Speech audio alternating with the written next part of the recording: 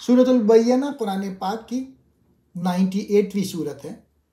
اس صورت میں اللہ تعالیٰ نے واضح اور کھلی نشانیوں کے بارے میں بات کی ہے جو نبی اکرم صلی اللہ علیہ وآلہ وسلم کی نبوت اور حق کے بارے میں لوگوں کو بتائی ہیں۔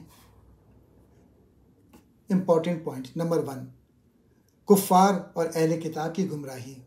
اللہ تعالیٰ فرماتے ہیں کہ اہل کتاب یہود و نصارہ اور مشرکین اس وقت تک اپنے غلط عقائد پر قائم رہے جب تک ان کے پاس ایک کھلی دلیل نبی اکرم صلی اللہ علیہ وآلہ وسلم اور قرآن نہ آ گئی۔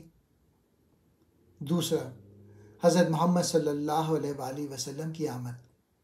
اللہ نے اپنے نبی کو ایک پاکیزہ کتاب یعنی قرآن دے کر بھیجا جو سچائی اور ہدایت پر مبنی ہے۔ تیسرا، اہل کتاب کی نافرمانی۔ پہلے اہل کتاب یہود و نصارہ اللہ کے نبی صلی اللہ علیہ وآلہ وسلم کی آمد کے منتظر تھے، لیکن جب وہ آئے تو اکثر نے انکار کر دیا، حالانکہ ان کے پاس توریت اور انجیل میں پہلے سے ان کے آنے کی بشارت موجود تھی۔ چوتھا پوائنٹ، نیک اور بد لوگوں کا انجام۔